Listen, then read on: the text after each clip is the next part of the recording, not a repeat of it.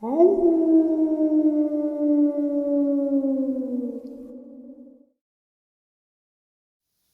greetings and salutations, everyone. How about a bonus upload? Before we get into it, a couple links. As you know, I rely on Patreon, PayPal, channel membership, and the merch to help the channel to continue to grow and go. Links to Patreon, PayPal, and the membership are in the description below. Merch displayed directly under the video. Also, Dogman Frightening Encounters, Volume 1 through 3, the audiobook versions. They all were written and researched by Tom Lyons, narrated and produced by me, Jeff Nadolny. Those audiobooks are available on Audible, Amazon, and iTunes, links to which are also in the description as well. And finally, last but definitely not least, if you'd really like to help support this channel to continue to grow and go, simply subscribe. It doesn't cost you a cent.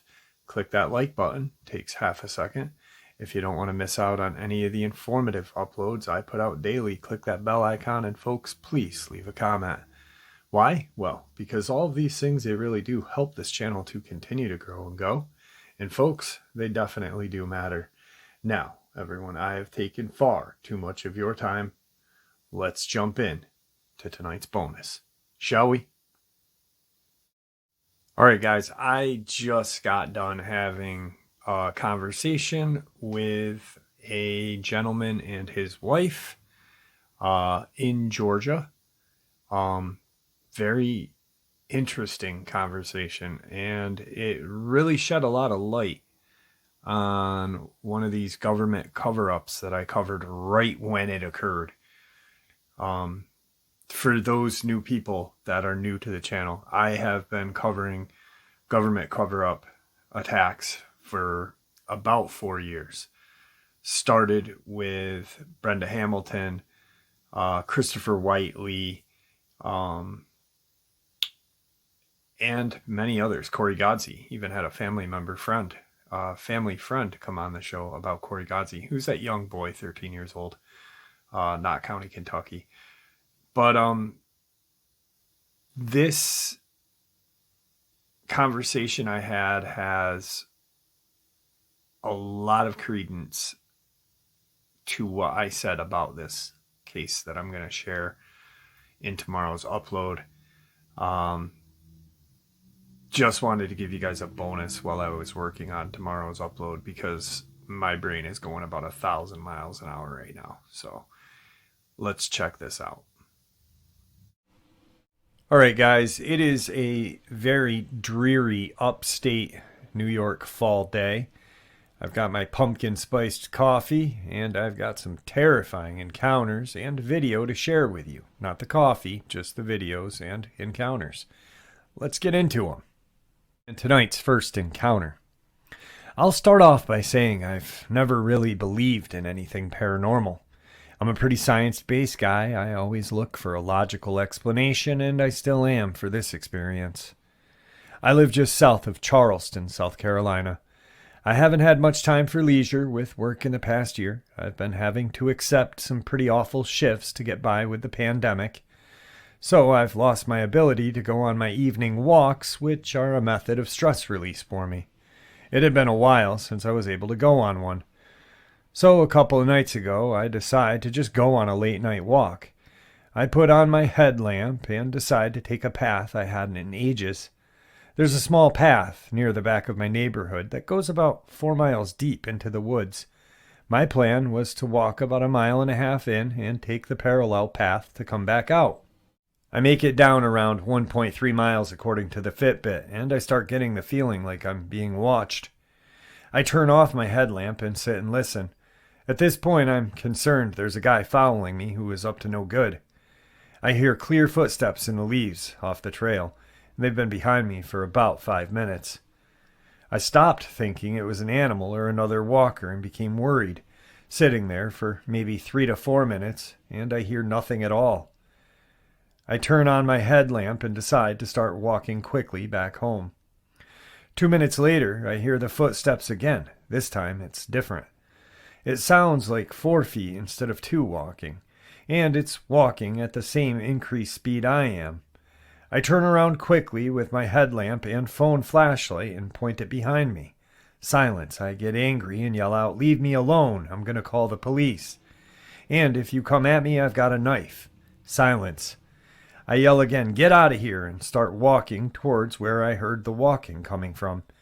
About 20 yards out. Hard to fully make out because the flashlight doesn't reach that far. I see what looks like a literal naked man running full speed on all fours into the woods. And there were some details that led me to believe this was not a person. For one, it was hairless, completely bald, pale white skin, and the way it ran on all fours looked natural. Not like when you try to run on fours and look stupid. It looked like its bone structure was designed to walk on all fours. There was no hunched look. The back was flat, and it was fast. Last thing that happened is straight out of a horror movie.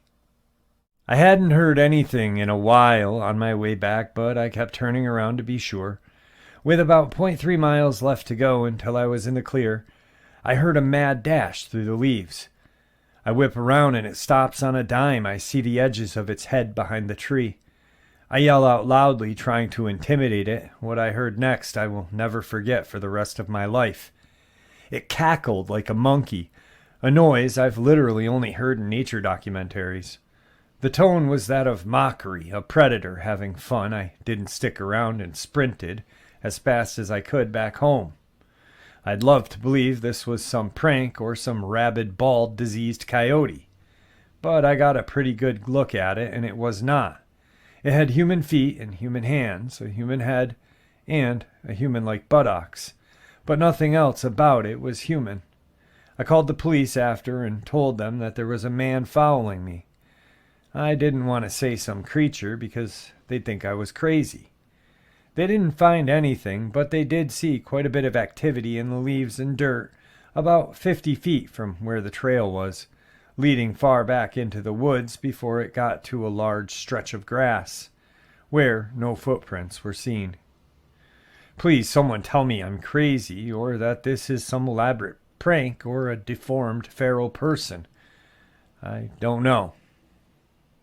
Alright, so tonight's first video we're going to take a look at is what appears to be a hiker taking a hike, and it looks like they've come to kind of like an underpass bridge or whatever, and there is something off to the side that he doesn't see at first, but then it catches his attention, and whatever it is takes off through the grass in the opposite direction. Now, it's really not the clearest video, but you can definitely see that there is something there, and that it's not human. It's pretty creepy. Take a look.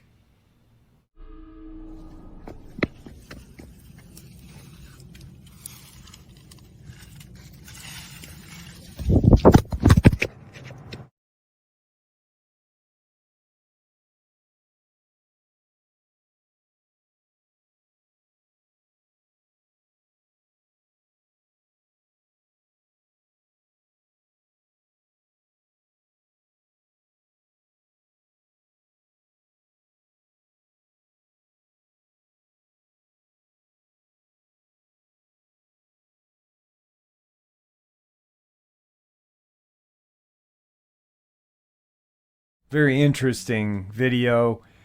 Like I said, you can clearly see that there is something there. Something moves. You just can't clearly see what it is. But nonetheless, it is terrifying if you put yourself in that person's shoes that's taking that video. On to today's second experience. Tonight's second experience. I spent 10 years of my youth homeless, drifting across Canada, hitchhiking and riding freight trains across every province. I never knew where I wanted to call home, so I just traveled this beautiful country to see which places I liked best. I have many years of experience with trapping and wilderness survival, so being stranded in places has never been an issue for me. This particular experience happened the summer of 2013. I was hitchhiking out of Williams Lake, British Columbia, but it was getting late and I was having a hard time getting picked up on a small shoulder at the edge of town. until one man pulled over and said, "I can't drive you very far, but there's a roadside rest stop a few kilometers down the highway, and I think you might have better luck there." I agree. The man drove me to the rest stop, and from there I pulled out my cardboard sign that said East in bold black Sharpie. I stood there for a couple hours to no avail until it finally got too dark, and obviously your chances of being picked up at night are slim to none. I decided to hike off into the woods and set up my tarp and sleeping bag, and my plan was to sleep through the night, and in morning I would walk back out to the highway and try again. So there I go, flashlight in hand, walking into the brush off the highway. I have always had a hard time sleeping with trucks and big rigs, so I hiked about 2 to 250 meters into the brush off the highway so that some of the sound of the traffic wouldn't be so deafening. I set up my tarp in an A-frame configuration between two trees, the tarp draped over a tight line of paracord and pinned down with tent pegs. This has been my go-to shelter for many years. It was around 11 p.m., now pitch black outside. I didn't bother to get a fire going because I was exhausted from walking all day with my 30-pound backpack. I crawled into my sleeping bag, and I was out like a light. In the middle of the night, I awoke to tree branches cracking all around me, big branches. Whatever it was big. I had heard heavy panting and breathing, but the scary part was that it sounded like human breathing and very close, right outside of my tarp. I thought it might have been a bear, but in my mind, there's no way it was a human because I was in a pretty remote area, and it was like 3 a.m., super unlikely it would be anyone deliberately trying to mess with me. And there were no cars parked at the roadside turnout parking lot earlier that night when I retreated into the woods. I am positive nobody saw me walk back into the woods. I was paralyzed with fear and lying perfectly still, holding my knife and my flashlight, which was turned off. Then, the next thing I know, a huge log gets thrown and collapses my entire tarp on top of me. I start screaming as loud as I could and climb out with my knife. I lit my flashlight, and whatever it was ran off into the brush. I never got a good view of it, but all I could see was it was very tall. Then I looked at the log that had gotten thrown, and I was in awe. It missed my head by mere inches and pinned my tarp into the dirt below. It was about 8 feet long and maybe 10 inches in diameter. It would have killed me.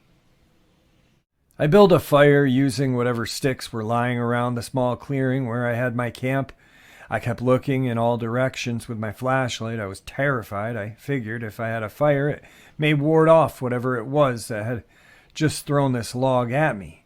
At any rate, I had no intention of staying long. I took apart my shelter, rolled up my tarp, and packed everything up because I was getting out of here. It took some serious muscle to move that log that had my tarp pinned down. Once I was packed up, I then walked back to the highway and waited until dawn before trying to catch a ride. Felt safer there. Whatever threw that log was no bear, and I know it was not a human.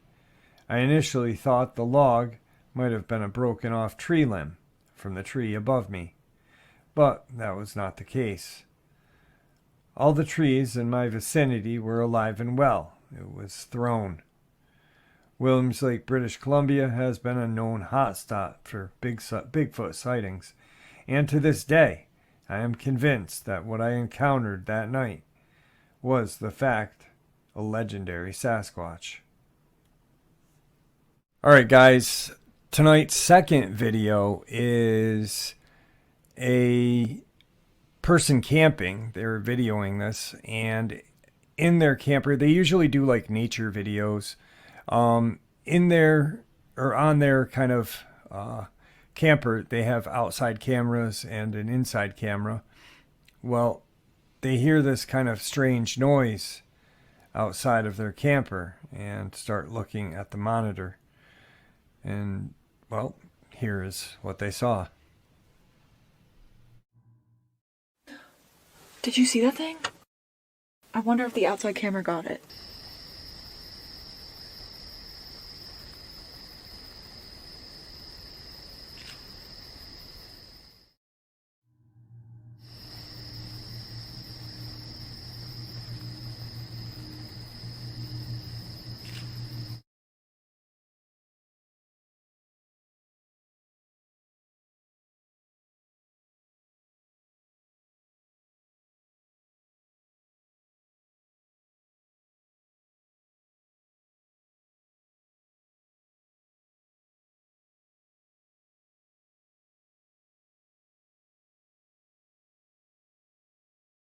Okay, like I stated prior to watching this video, um, she does not do like cryptid or any kind of paranormal. She's strictly like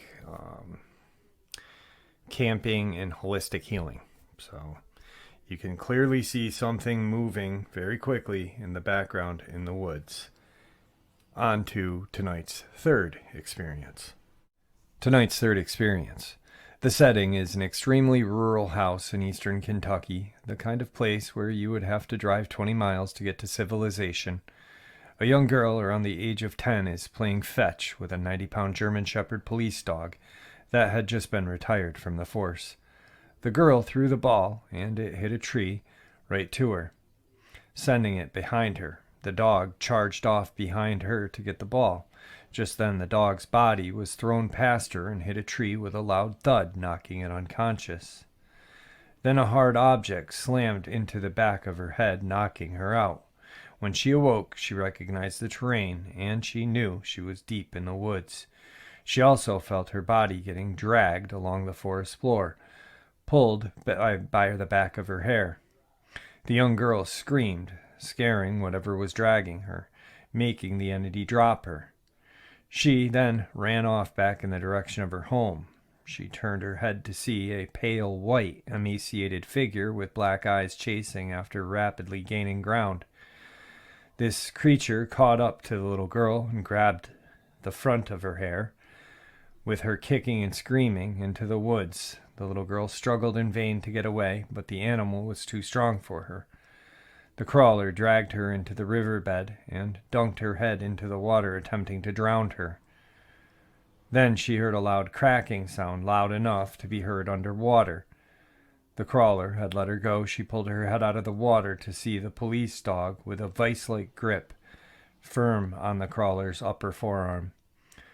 The arm hung limp, and she could tell it had been broken. The crawler tried and failed to lift the dog, but lacked the strength to do so. She then ran back home, leaving her dog to fight this creature. Her parents consulted her and believed her. A day later, the dog had not returned. Another day passed, and still no dog. Then, on the evening of the third day, the dog hobbled out of the woods, its body covered in cuts and lacerations. It also had a lot of caked blood around its mouth. The dog made a full recovery and ended up living 3 years after this fight with this creature. This story confirms the idea that these creatures are fragile in comparison to other cryptids, and if a dog was able to take down a crawler, which wouldn't surprise me as a 90-pound German Shepherd dog can take down a 300-pound man, then perhaps they are even weaker than we thought.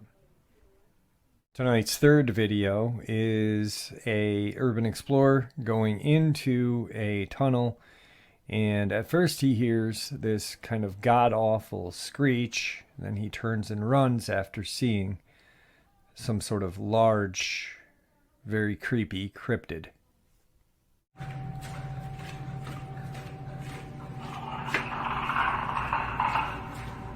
What the hell? Hello?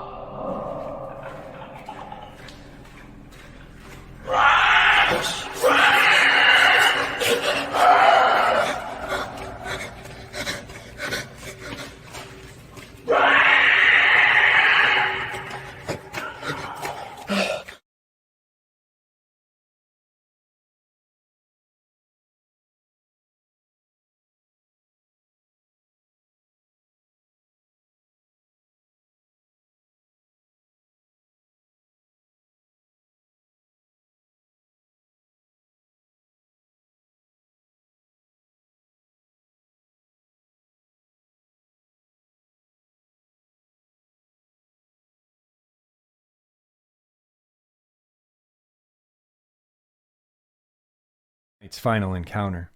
This all started back in January of 2020. I live in the Front Range of Colorado, meaning that once the mountains stop, it's basically plains for miles and miles. There are lots of small roads and strange dead ends around these parts, and one of these is a favorite of mine and my friends, as it goes a long way out from the main road with basically no reason for anyone else to be there. This privacy is great for any variety of teenage shenanigans. I was in the back of my friend's car as we drove down the road, hoping to park at the end. As I was staring out the window, I swore I saw a silhouette of a tall, strangely proportioned person running alongside our car. It was far out into the field, and I convinced myself that it was just my mind playing tricks on me so I wouldn't freak out, and I didn't tell my friends so it wouldn't bother them. We parked for a couple of hours, turned the lights off, and then went home with nothing else amiss. Recently, I was heading back out to the spot with my girlfriend, both of us in separate cars. My drive up was pretty uneventful, but there was some fog that made it pretty spooky. Once we parked, my girlfriend hopped into my car and was obviously super freaked. Once I got her to calm down, she told me what had happened. On the drive up, she had looked out her window and saw a tall, dark humanoid figure, exactly what I had seen 11 months earlier. This time it was just standing there, staring. As soon as she made eye contact with it, her car radio turned to static. She pretty quickly turned it off and hauled ass to meet up with me.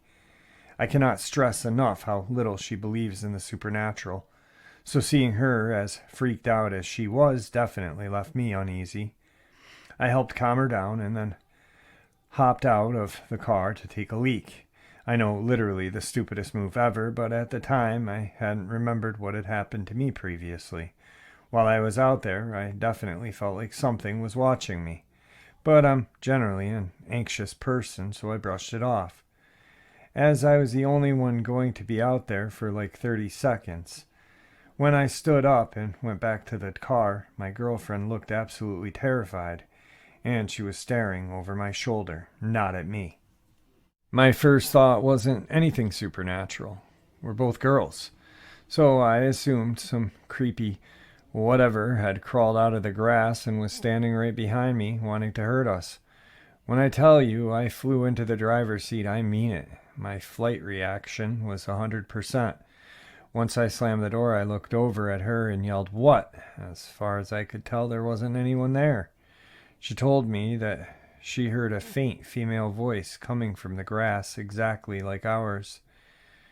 We were in an open plain, so there was no way it was our echoes. Whatever it was out there was mimicking us. The mimicking is what did it for me, and I knew we had to leave ASAP, especially as I had deciphered my hazy memories of the last time I saw whatever this thing was. I didn't tell my girlfriend exactly what was wrong. I just turned around so my headlights were on her car so that she could get in there quickly. Once we were safely away, I called her and told her my thoughts. We were both pretty spooked. I haven't been back there since, and I don't believe I will be going back anytime soon. Guys, and tonight's last video is a hiker hiking through the woods. Pretty uneventful hike until he spots something in the distance. You can see, for those of you who are going to be like, well, it's two different film footages. It isn't, and it is. He's recording what he's hiking as he's hiking, and when he captures whatever he captures, he then goes home and slows it down so we can see what he saw. So here is that footage right now.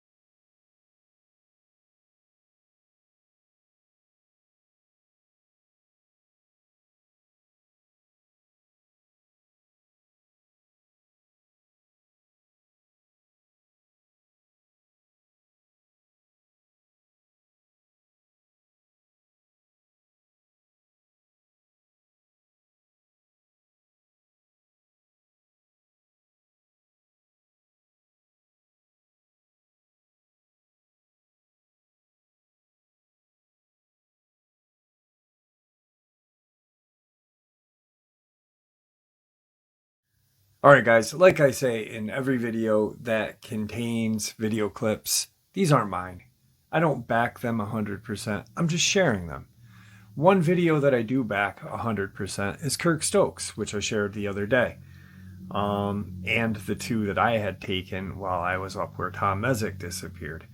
Other than that, I'm just sharing them with you guys so you guys can check them out too. Just almost with these, it's kind of like to break up the encounters, you know what I mean?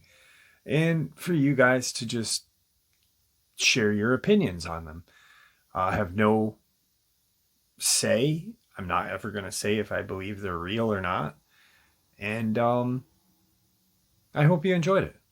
With that, I'd like to thank you for supporting this channel. Your support is what makes this channel so special. The community that you guys have built in the comment section is truly amazing. You guys are there for each other, and it is great. I do appreciate it. I can't express the gratitude. I can't express the gratitude for helping this channel to continue to grow and go. The only other thing I can say is, guys, please stay safe, happy, healthy, and ever vigilant. Let's keep an eye on the children, the most precious gift we are gifted on this planet. Our pets, our family, and friends.